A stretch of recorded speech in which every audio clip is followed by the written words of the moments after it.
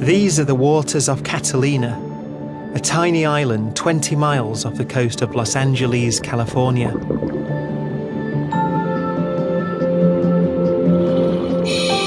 These are kelp forests. They grow here in tremendous abundance because the waters here around Catalina are extremely rich in nutrients. That's because of the California current, which brings this beautiful, rich, cold water up from the depths of the Pacific and allows this tremendously rich ecosystem to grow.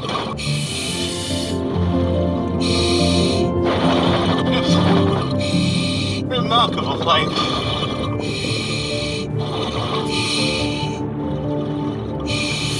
Oh, look!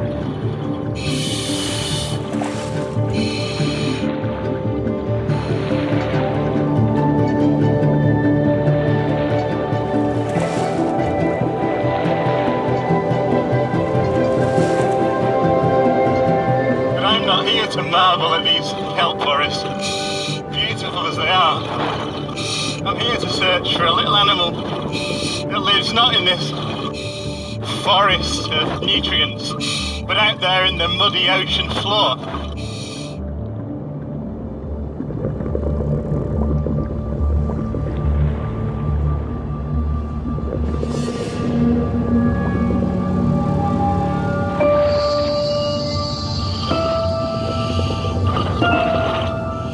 There he is, look. Can you see that?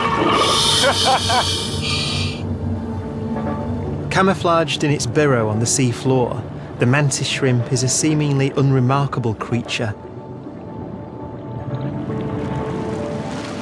It's not a real shrimp, but a type of crustacean called a stomatopod. I've come to see it because, in one way, the mantis shrimp is truly extraordinary. The way it detects the world. You see those big eyes surveying the scene? These are some of the most sophisticated eyes in the natural world. Each is made up of over 10,000 hexagonal lenses.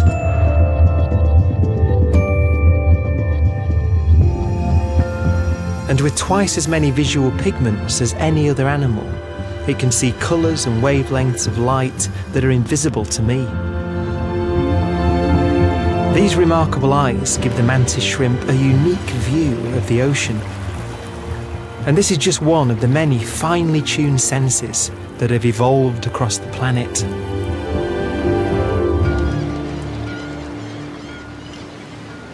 Sensing, the ability to detect and to react to the world outside, is fundamental to life. Every living thing is able to respond to its environment. In this film, I want to show you how the senses developed, how the mechanisms that gather information about the outside world evolved, how their emergence has helped animals thrive in different environments, and how the senses have pushed life in new directions and may ultimately have led to our own curiosity and intelligence.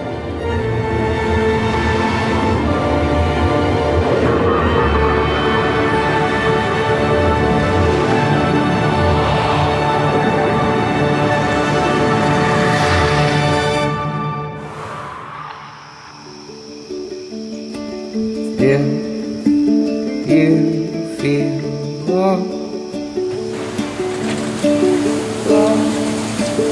in the world, just like me, words are lost today. Words are lost in me. These are the woods of Kentucky, the first stop on a journey across America that will take me from the far west coast to the Atlantic, through the heart of the country.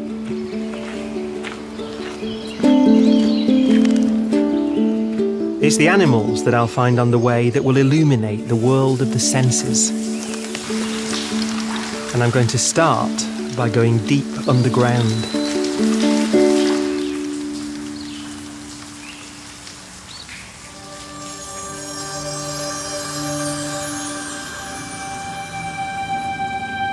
These are the Mammoth Caves in Kentucky. With over 300 miles of mapped passages, they're the longest cave system in the world.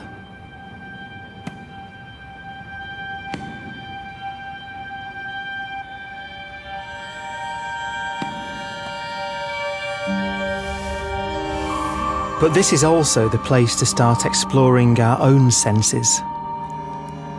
We're normally dependent on our sight, but down here in the darkness, it's a very different world. And I have to rely on my other senses to build a picture of my environment.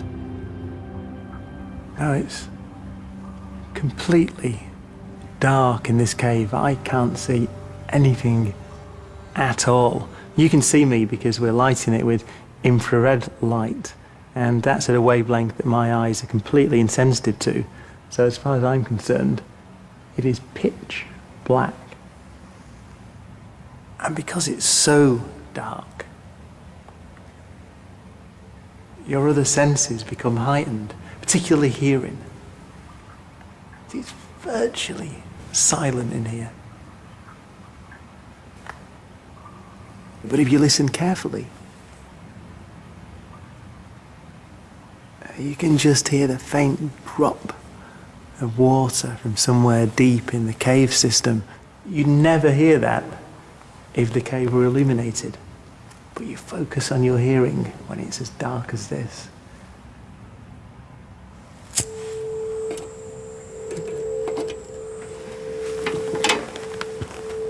Now, as well as sight and hearing, we have, of course, a range of other senses.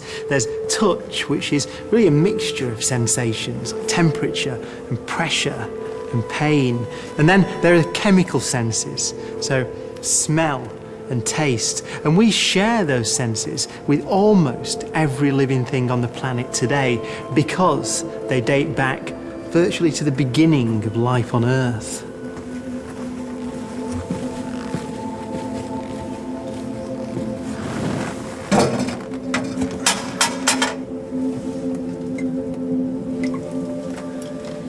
And even here, in water that's been collected from deep within a cave, there are organisms that are detecting and responding to their environment in the same way that living things have been doing for over 1 billion years.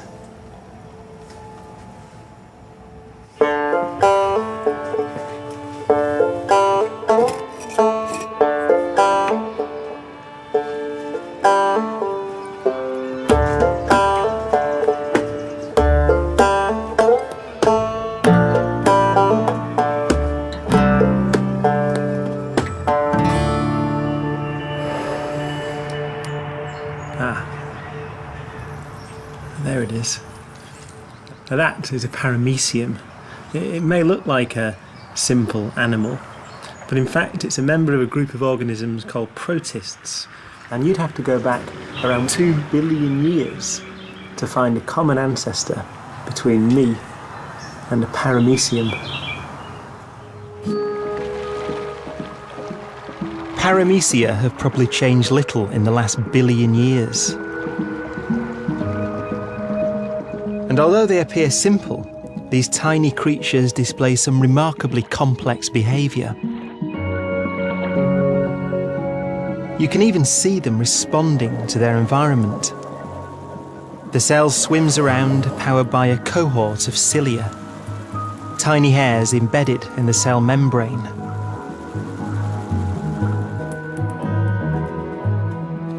If it bumps into something, the cilia change direction and it reverses away.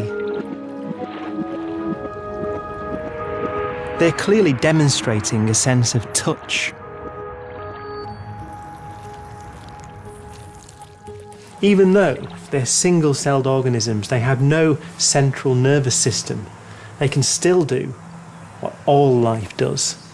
They can sense their environment and they can react to it. And they do that using electricity.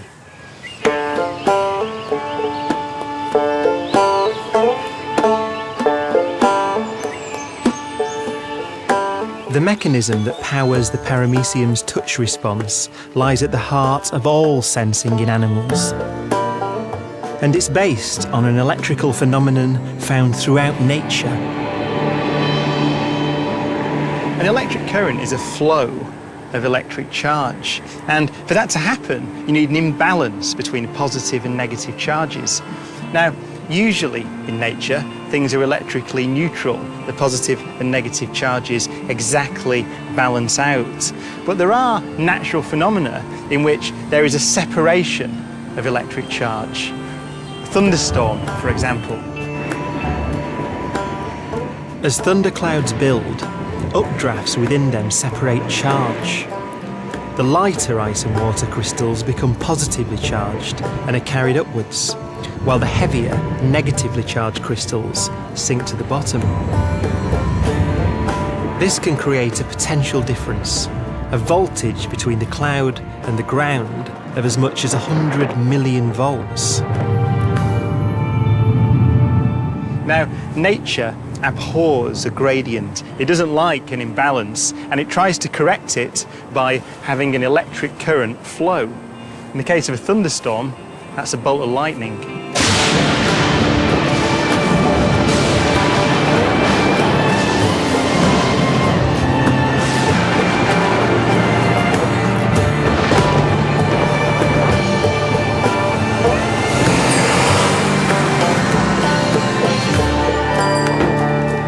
And it's the same process that governs the paramecium's behaviour, but on a tiny scale. In common with virtually all other cells, and certainly all animal cells, the paramecium maintains a potential difference across its cell membrane. And it does that, in common with a thunderstorm, by charge separation.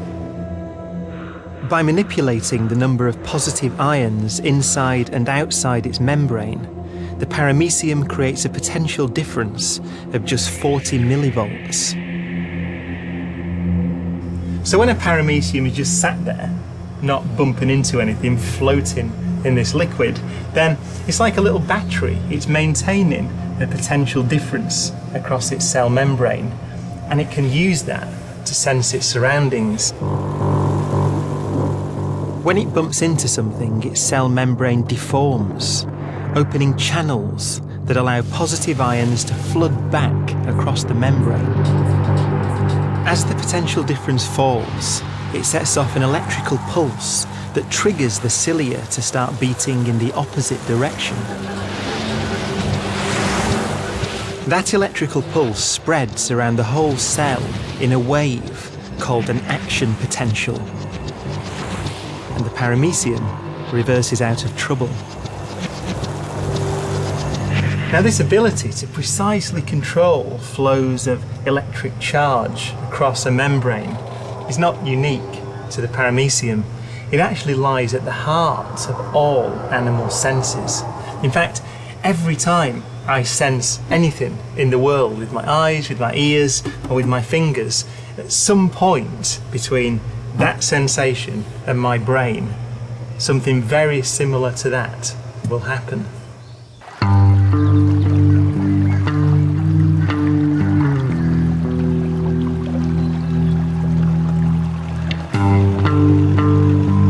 Although the same electrical mechanism underpins all sensing, every animal has a different suite of sensory capabilities that is beautifully adapted to the environment it lives in.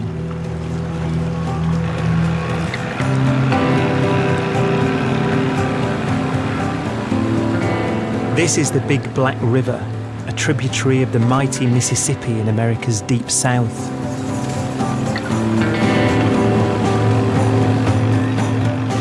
And these dark and murky waters are home to a ferocious predator.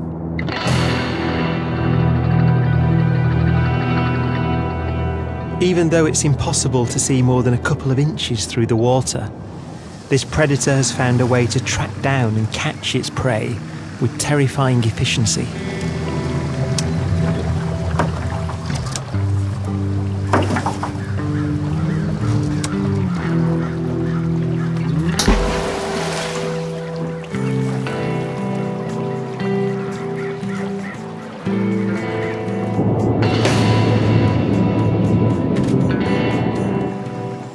To help me catch one, I've enlisted the support of wildlife biologist Don Jackson.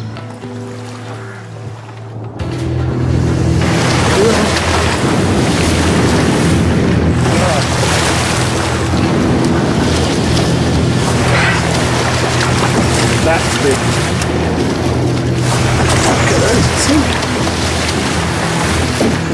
So you're gonna I'm taking that. wrestle it a bit. Wrestle him out. He's gonna go right here. Is he?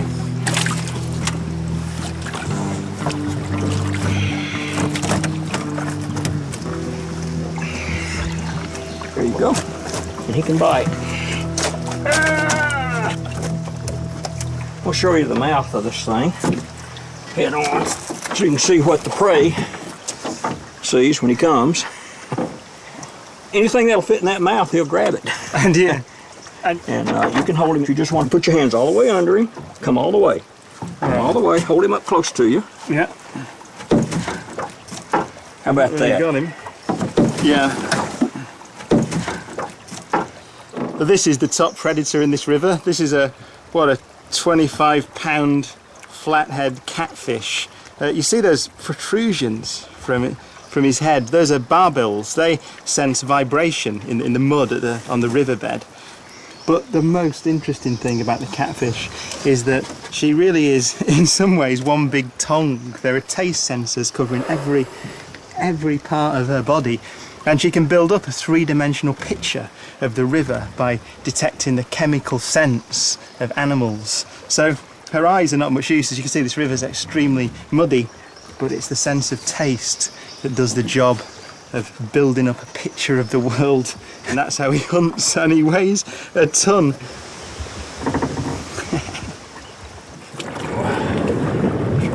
Oh, I can feel those teeth. Ow! I'm gonna let go. All right, you. Go on. There she goes. Wow. The sensory world of the catfish is a remarkable one. Its map of its universe is built from the thousands of chemicals it can detect in the water. A swirling mix of tastes and concentrations, flavours and gradients. It's a world we can hardly imagine.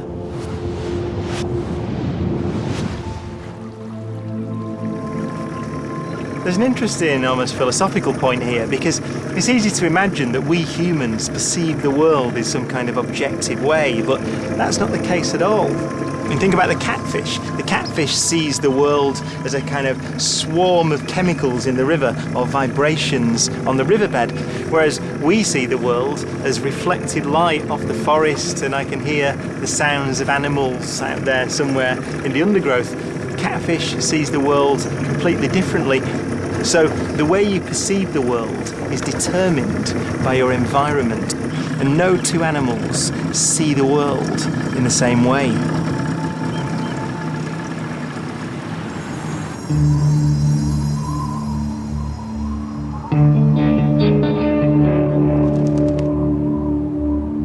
Like every animal, we have evolved the senses that enable us to live in our environment.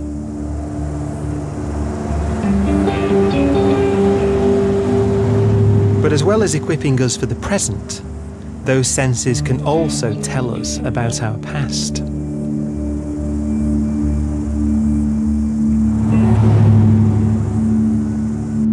Now we have a sense of touch like the paramecium, and we have the chemical senses of taste and smell like the catfish. But for us, the dominant senses are hearing and sight. And to understand them, you first have to understand their evolutionary history.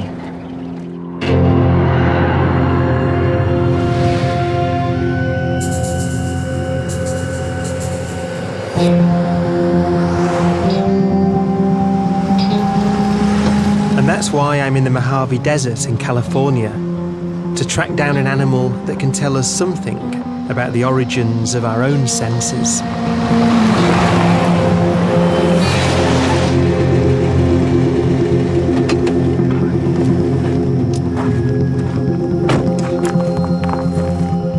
The creature I'm looking for is easiest to find in the dark.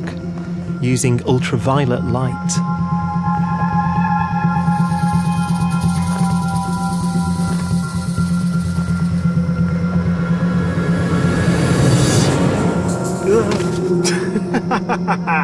Whoa! Man! You can see that? Look at that, absolutely bizarre. It's glowing absolutely bright green. Nobody has any idea what evolutionary advantage that confers. Although they now live in some of the driest, most hostile environments on Earth, like here in the desert, scorpions evolved as aquatic predators before emerging onto the land about 380 million years ago. They've adapted to be able to survive the extreme heat and can go for over a year without food or water. And despite their fearsome reputation, 98% of scorpion species have a sting that is no worse than a bee's.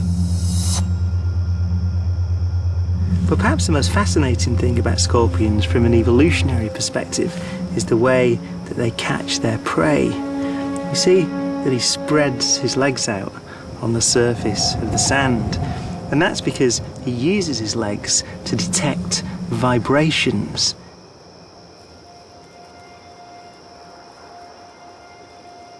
Scorpions hunt insects like this beetle. It's almost impossible to see them in the dark, so the scorpion has evolved another way to track them down, by adapting its sense of touch.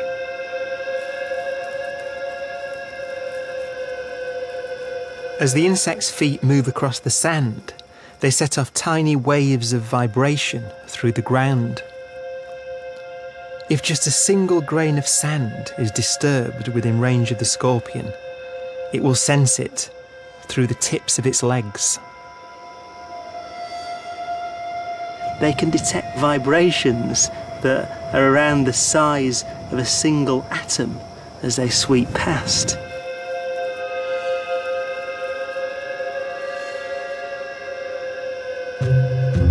By measuring the time delay between the waves arriving at each of its feet, the scorpion can calculate the precise direction and distance to its prey.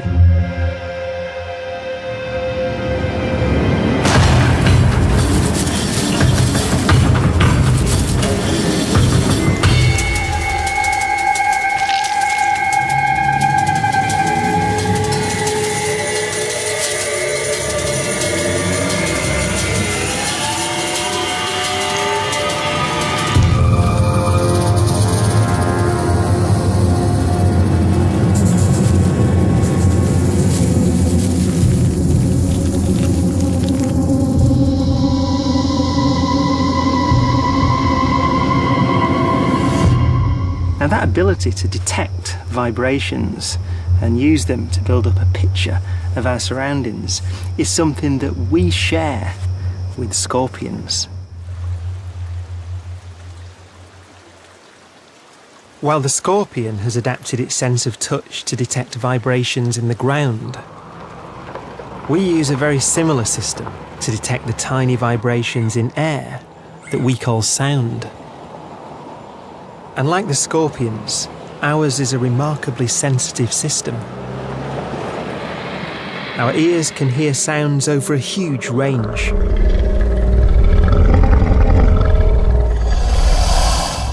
We can detect sound waves of very low frequency at the base end of the spectrum. But we can also hear much higher pitch sounds with frequencies hundreds or even 1,000 times greater. And we can detect huge changes in sound intensity. From the delicate buzzing created by an insect's flapping wings, to the roar of an engine, which can be 100 million times louder.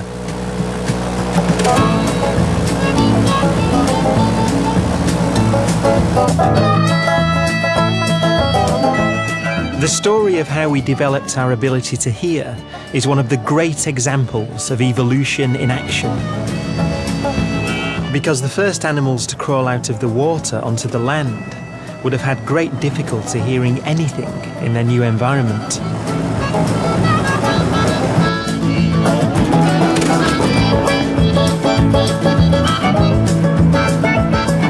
These are the Everglades. A vast area of swamps and wetlands that has covered the southern tip of Florida for over 4,000 years.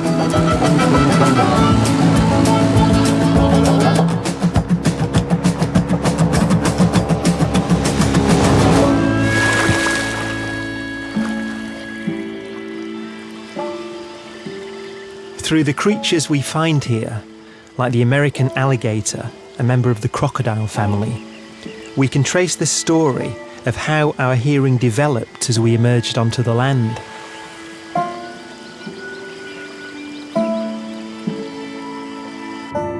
And it starts below the water, with the fish. If you're a fish, then hearing isn't a problem.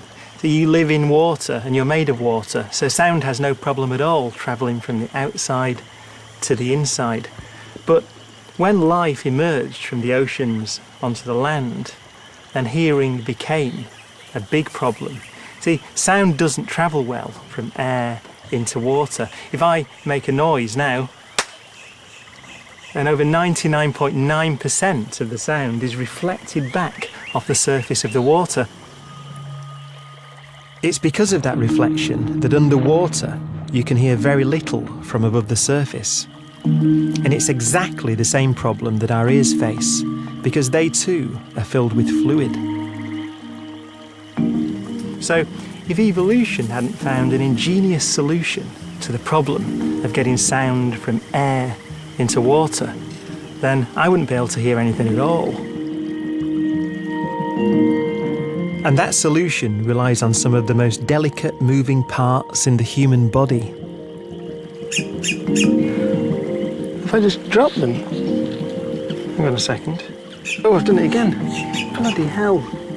Idiot. I just flipped out.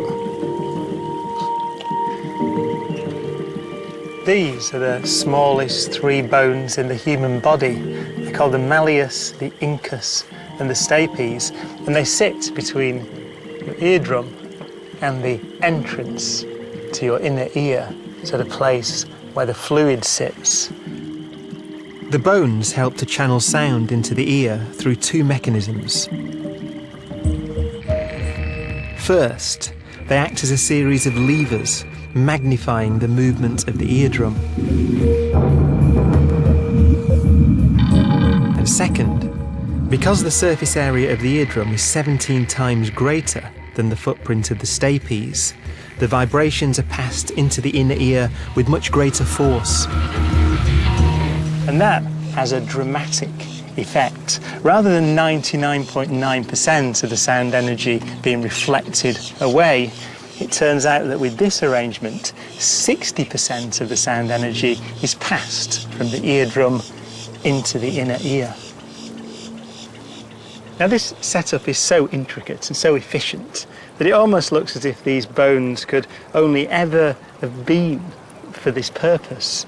But in fact, you can see their origin if you look way back in our evolutionary history.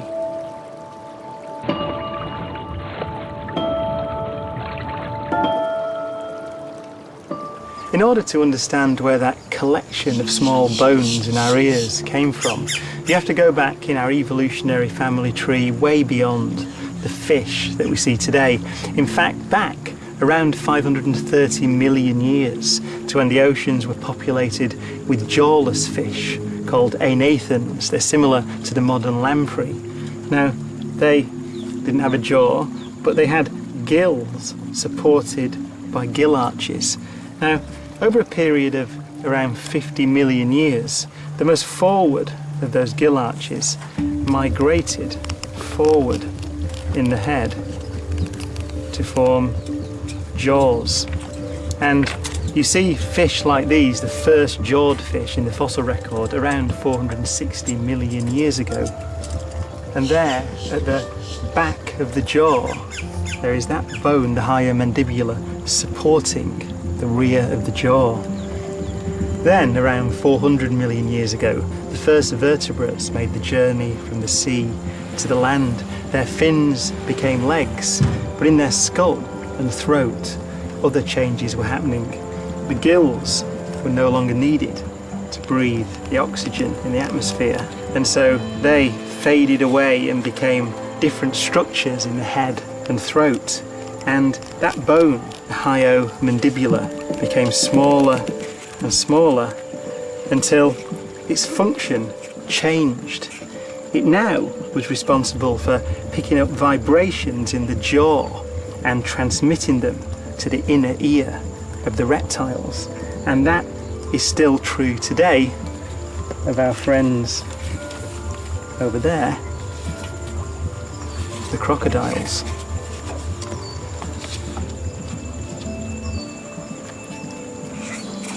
Once more with alligator. But even then, the process continued. Around 210 million years ago, the first mammals evolved. And unlike our friends the reptiles here, mammals have a jaw that's made of only one bone. A reptile's jaw is made of several bones fused together.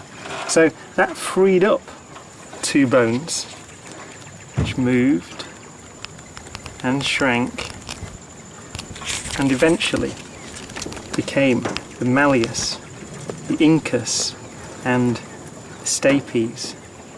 So this is the origin of those three tiny bones that are so important to mammalian hearing.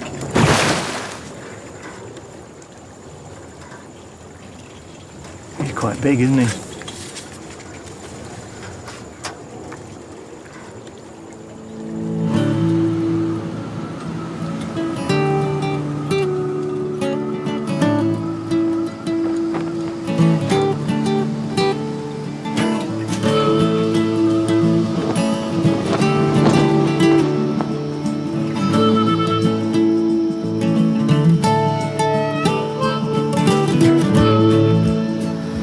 I think this is a most wonderful example of the blind, undirected ingenuity of evolution, that it's taken the bones in gills of fish and converted them into the intricate structures inside my ears that efficiently allow sound to be transmitted from air into fluid. It's a remarkable thought that to fully understand the form and function of my ears, you have to understand my distant evolutionary past in the oceans of ancient Earth.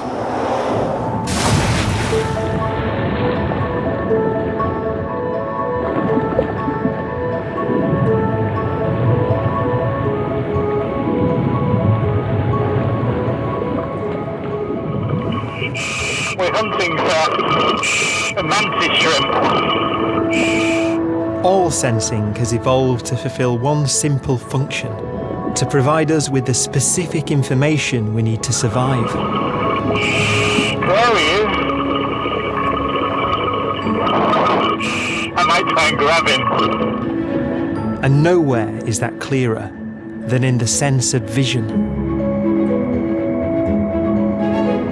It's quite tricky to catch. Almost all animals can see. 96% of animal species have eyes. But what those eyes see varies enormously. So with an animal like the mantis shrimp, you have to ask what it is about its way of life that demands such a complex visual system.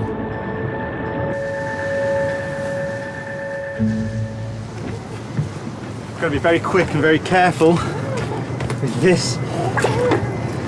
Let him out. The complex structure of the mantis shrimp's eyes give it incredibly precise depth perception. We have binocular vision. We look with two eyes from slightly different angles and judge distance by comparing the differences between the two images. Each of the mantis shrimp's eyes has trinocular vision. Each eye takes 3 separate images of the same object. Comparing all 3 gives them exceptionally precise range finding, and they need that information to hunt their prey. Despite appearances, he's a dangerous animal. He has one of the hardest punches in nature. Those yellow appendages you can see on the front of his body are called raptoral appendages. They're actually highly evolved front legs, and they can punch with tremendous force. The mantis shrimp's punch is one of the fastest movements in the animal world. Slowed down by over 1,000 times, we can clearly see its power. It can release its legs with the force of a bullet. In the wild, they use that punch to break through the shells of their prey. But it could easily break my finger. The need to precisely deploy this formidable weapon is one of the reasons the mantis shrimp has developed its complex range-finding ability.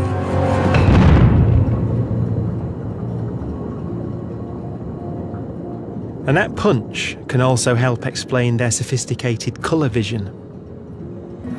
Because the coloured flashes on their body warn other mantis shrimp that they may be about to attack, while other colour signals have a quite different meaning. And yet reading these signals in the ocean can be surprisingly difficult. In the deep ocean, colours shift from minute to minute, from hour to hour, with changing lighting conditions, changing conditions in the ocean. But it's thought that even though the light quality can change tremendously, the mantis shrimp can still identify specific colours very accurately because of those sophisticated eyes. The mantis shrimp's eyes are beautifully tuned to their needs, but they're very different from our eyes. With their thousands of lenses and complex colour vision, they have a completely different way of viewing the world.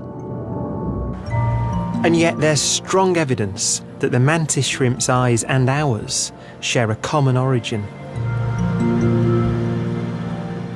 Because on a molecular level, every eye in the world works in the same way.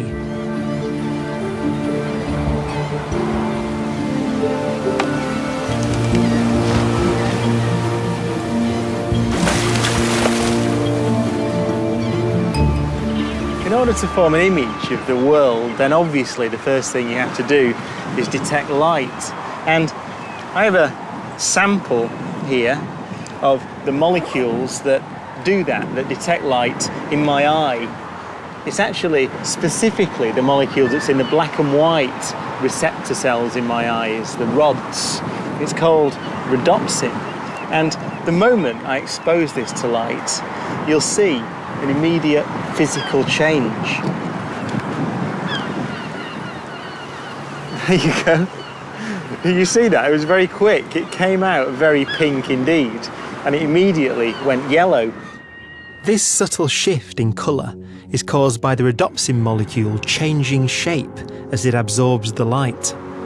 In my eyes, what happens is that change in structure triggers an electrical signal which ultimately goes all the way to my brain, which forms an image